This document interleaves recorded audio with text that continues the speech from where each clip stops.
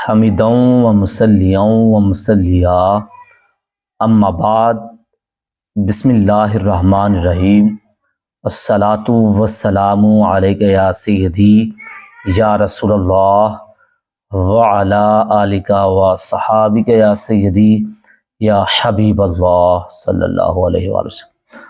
آج جو ہمارا درس ہے وہ ہے اخلاص کا بیان۔ بولیے گا کہ وہ کون سا ہے؟ اخلاص۔ کیا ہے؟ اخلاص کا بیان۔ اخلاص، خلوص، خالص، ان تینوں کا جو لغوی معنی ہے پاک، صاف، عبادت، بے ریا۔ سادہ الفاظ میں یوں سمجھیے گا کہ جب بھی اللہ کی عبادت کریں دکھلاوے کی نہ ہو۔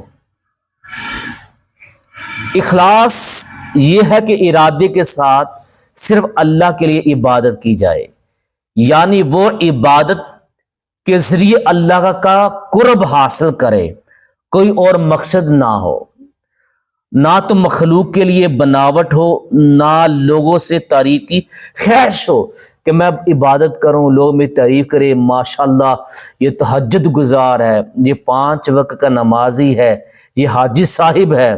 ایسی خواہش نہ ہو، اور نہ ہی لوگوں سے تعریف کروانے کی محبت ہو، بلکہ اللہ کے قرب کے علاوہ کوئی دوسری بات پیش نظر نہ ہو۔ اس کو کہتے ہیں اخلاص۔ عزیزان گرامی قدر، ارشاد خداوندی ہیں الا للہ الدین الخالص، ہاں خالص اللہ ہی کی بندگی ہے، خالص اللہ ہی کی عبادت ہے، اللہ ہی کی عبادت ہی ہونی چاہیے، اور عبادت کے اندر دکھلاوا نہیں ہونا چاہیے، ریاکاری نہیں ہونی چاہیے۔ حضرت انس بن مالک سے مروی ہے کہ آقا علیہ الصلوۃ والسلام نے فرمایا 3 باتوں پر مسلمانوں کے دل میں خیانت پیدا نہیں ہوتی۔ کتنی باتوں پر؟ 3 پر۔ کتنی باتوں پر؟ 3 باتوں پر۔ ایک، اللہ کے لیے خالص عمل کرنا، اپنے احکام کی خیر خواہی کرنا، مسلمانوں کی جماعت کا ساتھ دینا۔ اللہ تعالیٰ ارشاد فرماتا ہے وَمَا أُمِرُوا إِلَّا لِيَعْبُدُوا اللَّهَ مُخْلَصِينَ لَهُ الدِّينَ۔ یہ سورۃ بینات کی آیت نمبر 5 کا حصہ ہے۔ ان کو اسی بات کا حکم دیا گیا کہ ہر باطل سے جدا ہو کر اخلاص سے اللہ کی عبادت کرے، اللہ کی عبادت کر، نماز قائم کرے، زکوٰۃ دے، اور یہی مضبوط دین ہے۔ حکم کن کو دیا گیا؟ کہ سجدہ صرف اللہ کو کرنا۔ کس کو سجدہ کرنا؟ اللہ کے علاوہ کسی کو سجدہ کرنا حرام ہے۔ اللہ کے علاوہ کسی کو سجدہ کرنا حرام ہے۔ کسی دربار میں جا کر سجدہ کرنا یہ بھی حرام، کسی پیر کو سجدہ کرنا، کسی عالم کو سجدہ کرنا، کسی مفتی کو سجدہ کرنا، یہ سب حرام ہے۔ سجدہ صرف کسی کرنا ہے؟ اللہ کو۔ اللہ کے علاوہ کسی کو سجدہ کرنا جائز نہیں۔ تو کیوں عبادت اسی کی کرنی ہے؟ عبادت اسی کی کرنی ہے۔ حضرت محقول رحمت اللہ علیہ نے فرمایا، رسالہ کشیرے کے اندر لکھا ہوا ہے، جو بندہ 40 دن تک، کتنے دن تک بولیے گا؟ 40 دن تک اخلاص سے عبادت کرتا رہے تو اس کے دل سے حکمت کے چشمے اور اس کی زبان پر پھوٹنے لگتے ہیں۔ تو میں یوں کہوں گا جو بندہ اخلاص سے 40 دن تک اللہ کی عبادت کرتا ہے، جو وہ مانگتا ہے اللہ وہی اس بندے کو عطا کرتا ہے۔ حضرت ابو سلمان رحمت اللہ علیہ نے فرمایا، رسالہ کشیرے کے اندر لکھا ہوا ہے، جو بندہ مخلص ہو جائے اور تو اس سے وسوسوں کی کثرت اور ریا ختم ہو جاتی ہے۔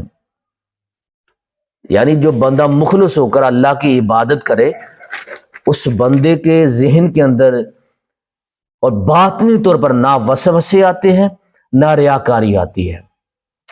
اللہ تعالیٰ ارشاد فرماتا ہے لن ینال اللہ لحومھا ولا دماؤھا ولکن، اللہ کو ہرگز نہ ان کے گوشت پہنچتے اور نہ ان کے خون، ہاں ولیکن لیکن اللہ فرماتا ینالہ لیکن پہنچتا ہے، کیا پہنچتا ہے؟ ولیکن ینالہ التقوی منکم، اللہ فرماتا ہے مجھے ضرورت ہے تمہارے تقوی کی، تمہارے پرہیزگاری کی ضرورت ہے۔ جب ہمارا دل صاف میرے بھائی ہو جائے گا، اس کے اندر کینہ بھی نہیں ہے، غیبت بھی نہیں ہے، منافقت، چغل خوری، یہ اور بخل وغیرہ کچھ بھی نہیں ہے، دل صاف ہے تو ہر چیز ہماری اللہ کی بارگاہ میں قبول ہے۔ میرے بھائی اگر دل صاف نہیں ہے تو ہماری عبادت بھی اللہ کی بارگاہ میں قبول نہیں ہے۔ کیوں؟ ابو ہریرہ رضی اللہ تعالی سے مروی ہے کہ آقا صلی اللہ علیہ وآلہ وسلم نے فرمایا اللہ ان اللہ لا ينظر الى اجسامکم ولا الى صورکم، میں اللہ تمہارے جسموں تمہاری صورتوں کو نہیں دیکھتا، وَلَٰكِن يَنظُرُ إِلَىٰ قُلُوبِكُم، بلکہ اللہ تمہارے دلوں اور نیتوں کو دیکھتا ہے۔ اللہ صرف کس کو دیکھتا ہے؟ دلوں کو، یعنی تمہارے دل کے اندر کیا ہے؟ دل صاف ہے تو کامیابی ہے، اگر دل صاف نہیں تو کامیابی نہیں ہے۔ تو میرے کریم آقا صلی اللہ علیہ وآلہ وسلم کے غلاموں، میرے اللہ تعالیٰ نے قرآن پاک میں ارشاد فرمایا کل ان تخفوا ما فی صدورکم، فرما دیجئے تم اپنے سینوں میں کسی بات کو چھپاؤ یا ظاہر کرو، اس کو اللہ جانتا ہے۔ جو بھی ہم چھپائیں گے کسی کے لیے تو اللہ تعالیٰ جانتا ہے۔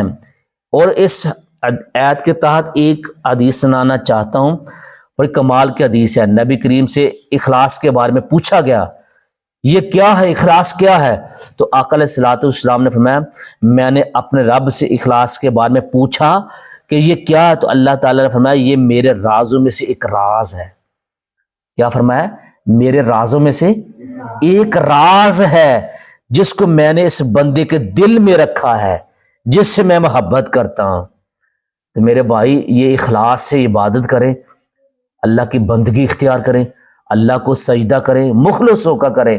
اللہ کے علاوہ کسی پیر صاحب کو، کسی بابا جی کو، ادب سب کو کرنا چاہیے، تو سجدہ کسی کو نہیں کرنا، سجدہ صرف اللہ کی ذات کو کرنا، مخلص ہو کر اس کی عبادت بھی اسی کی کرنی۔ اللہ کے برابر کسی کو شریک، اگر اللہ کے برابر کسی کو شریک ٹھہرا دیا تو وہ شرک ہو جائے گا، وہ عبادت مخلص نہیں ہے، خالص ہو کر اللہ کی وہ عبادت نہیں ہے۔ اللہ کی بارگاہ میں دعا ہے کہ آپ کو بھی مجھے بھی اس پر عمل کرنے کی توفیق عطا فرمائے، آمین۔